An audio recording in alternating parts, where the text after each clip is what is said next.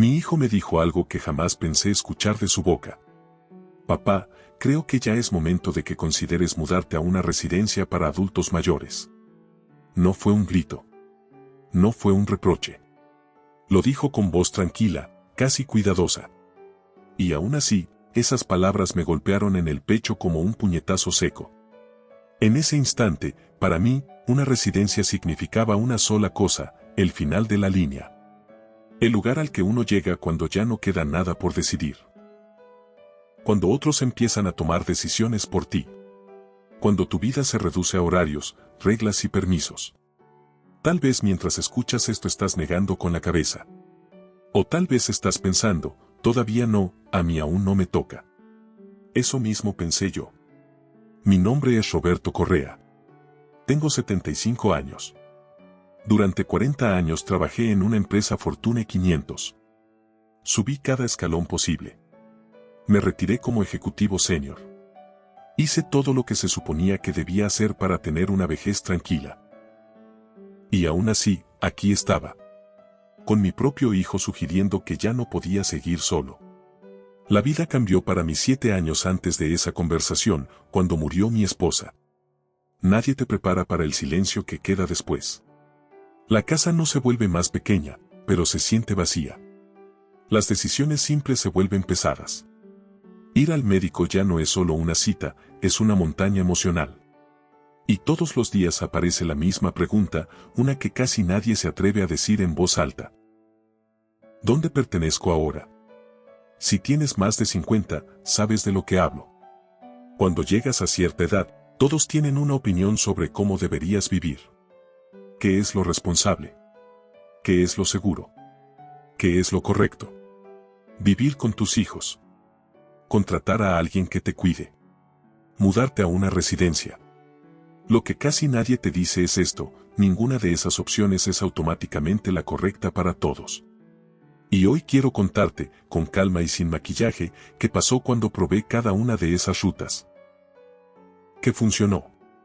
¿Qué no y por qué terminé viviendo de una forma que jamás habría imaginado, gastando apenas $500 al mes, sin residencia, sin cuidador de tiempo completo y, sobre todo, sin sentirme solo? Si este tipo de historias te sirven para pensar tu propia etapa de vida, te invito a suscribirte ahora mismo. Este canal no promete milagros, pero sí conversaciones honestas sobre cómo envejecer con dignidad, claridad y humanidad. Quédate conmigo, porque lo que voy a contarte no es teoría. Es experiencia vivida. Y puede darte una perspectiva completamente distinta sobre lo que viene después de los 50. Antes de llegar a esa conversación con mi hijo, intenté hacerlo todo bien. Intenté ser fuerte. Intenté no molestar. Intenté demostrar que todavía podía. Durante meses después de la muerte de mi esposa viví solo. Al principio funcionaba. Cocinaba, manejaba, pagaba mis cuentas. Me decía a mí mismo que mientras pudiera hacerlo, todo estaba bajo control. Pero el cuerpo empieza a hablar, aunque uno no quiera escucharlo. Primero fue el hombro. Un dolor constante, sordo, que no se iba. Después las piernas. Bajaba las escaleras y sentía que me temblaban. Abrir un frasco se volvió una lucha. Cargar las bolsas del supermercado me dejaba sin aire. Nada grave. Nada que ameritara una ambulancia. Pero todo junto empieza a pesar. Una noche me resbalé en el baño. No pasó nada serio. No me rompí nada. Pero el miedo se quedó conmigo toda la noche. Acostado en la cama pensé algo que nunca había pensado antes. ¿Y si la próxima vez no puedo levantarme? Eso fue lo que me llevó a llamar a mi hijo. Y ahí empezó todo. Hoy quiero que escuches esta historia no como entretenimiento, sino como una conversación entre adultos. Porque si algo he aprendido es que envejecer no es solo un asunto de salud. Es un asunto de identidad. Y eso es de lo que realmente vamos a hablar. Cuando le pregunté a mi hijo si podía vivir con él un tiempo, no dudó ni un segundo. Claro que sí, papá. Deberías habérmelo dicho antes. Su esposa me recibió con cariño. Mis nietos me abrazaron en la puerta. La primera semana fue casi perfecta. Cenas familiares. Risas en la sala. La sensación de volver a formar parte de algo. En la primera capa, la realidad es simple, vivir con la familia parece la opción más natural cuando uno envejece. En la segunda capa, aparece lo que no se dice tanto. La familia tiene su propio ritmo, sus propias tensiones, sus propios cansancios. Mi hijo y su esposa trabajaban muchas horas. Los niños tenían escuela, actividades, amigos. Para la segunda semana yo pasaba la mayor parte del día solo en la casa. Igual que antes, pero ahora en un espacio que no era mío. Y entonces comenzaron los pequeños comentarios. Papá, usa menos sal, tu presión. Papá, baja un poco la televisión, los niños están estudiando. Nadie lo decía con mala intención. Pero cada frase era un recordatorio silencioso, aquí eres invitado. Un ejemplo cotidiano lo deja claro. Imagínate viviendo en casa de alguien más. No importa cuánto te quieran. Cada movimiento lo piensas 2 veces. Cada decisión parece una molestia potencial. Ya no cocinas cuando quieres. No usas el baño con libertad total. Te vuelves cuidadoso, y esa cautela constante desgasta. Una noche escuché a mi nuera hablando por teléfono. No sabía que yo estaba despierto. Sé que es lo correcto, pero es agotador. No puedo ni salir tranquila. Y él se queda tan callado cuando salimos. Se nota que se siente fuera de lugar. Eso me partió por dentro. La reflexión para ti es esta: vivir con la familia no siempre reduce la soledad. A veces la intensifica. Porque estás rodeado de gente y aún así te sientes invisible. Después de 3 meses, tomé una decisión difícil. Le dije a mi hijo que me iba a regresar a mi casa. Él se preocupó. Me habló de seguridad, de riesgos. Yo entendía todo eso. Pero había algo más fuerte. No quería sentirme una carga. Volver a casa fue un alivio inmediato. Mi espacio. Mis cosas. Mi silencio elegido. Pero también volvió la realidad física. El cansancio. El dolor en las muñecas. La dificultad para limpiar, para cargar, para mantener el ritmo de antes. Un día, cambiando un foco, mis manos empezaron a temblar. El foco se me resbaló. Me sostuve de la pared con el corazón acelerado. Pensé, así es como la gente termina en el hospital.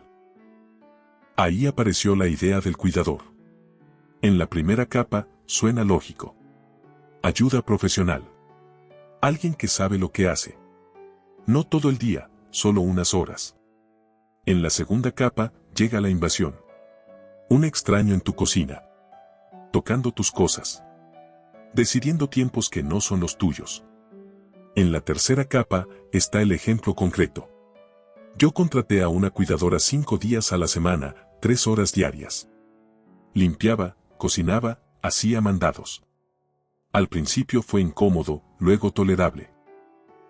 Hasta que llegaron las cuentas. $4,000 al mes. Mi pensión cubría poco más de la mitad.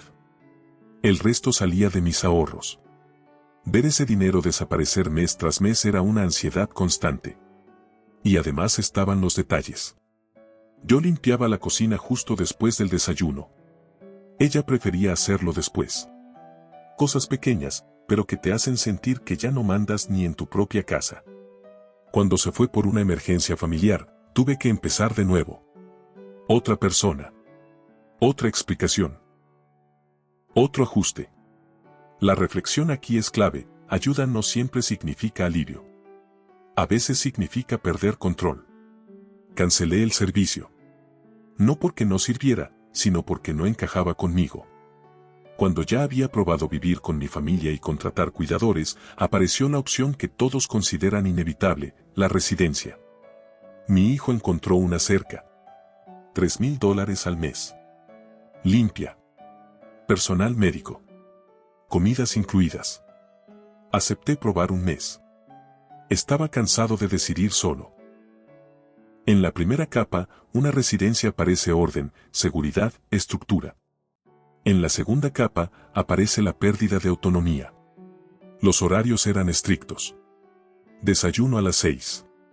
Cena a las 5:30. Luces apagadas a las 9. Yo siempre he sido nocturno. Me gusta leer hasta tarde. Aquí, si veían luz bajo la puerta, alguien tocaba. Señor Chen, es hora de dormir. La tercera capa es el ejemplo concreto. Una noche quise salir a caminar. Aire fresco, cielo claro. Me detuvieron. Horario de exteriores terminado. Política de seguridad. Política de seguridad se convirtió en una jaula invisible. No estaba enfermo.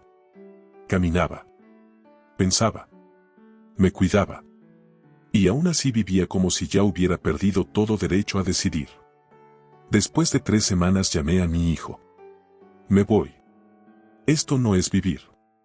Volver a casa fue como respirar de nuevo. Pero también fue enfrentar una pregunta incómoda. Si nada de esto funciona, entonces ¿qué sí? Pasé días sentado en el porche, mirando la vida pasar. Hasta que una tarde, en el parque, vi algo que cambió todo. Una madre joven, Sarah, vecina del edificio. Estresada. Al teléfono. A punto de llorar. No podía salir del trabajo para recoger a su hija. Sin pensarlo demasiado, le ofrecí ayuda. Ese gesto pequeño fue el inicio de algo grande. Aquí entra la reflexión central del bloque: no necesitaba que me cuidaran. Necesitaba seguir siendo útil. Recoger a una niña de la escuela no requiere fuerza extrema. Requiere tiempo, presencia y responsabilidad. Cosas que yo todavía tenía. Con el tiempo, el intercambio se volvió comunidad. Yo ayudaba. Me ayudaban. Sin contratos. Sin dinero. Sin jerarquías. Si esta historia te está sirviendo para pensar tu propia situación, quédate hasta el final. Porque lo que viene puede ayudarte a ver una alternativa que casi nadie menciona cuando se habla de envejecer. Lo que descubrí con Sarah y su familia fue algo que ningún sistema había podido darme. Sentido. En la primera capa, la idea es simple: la comunidad reduce la soledad. En la segunda capa, entendí algo más profundo. La comunidad no es solo compañía. Es intercambio de valor. Yo aportaba tiempo y experiencia. Ellos aportaban ayuda práctica y afecto. En la tercera capa, el ejemplo cotidiano es claro. Ella me ayudaba con pagos en línea. Su esposo arreglaba cosas de la casa. La niña me regalaba dibujos. Nada de eso se compra con dinero. La reflexión directa para ti es esta. Todavía tienes algo que ofrecer. Aunque ya no sea lo mismo que a los 30. Edad no es inutilidad. Es transformación del valor. Cuéntame en los comentarios qué es eso que todavía puedes ofrecer hoy. No lo que perdiste. Lo que sigue vivo en ti. Esa conversación puede ayudar a más personas de las que imaginas. No existe una sola forma correcta de envejecer. Existe la forma que encaja contigo.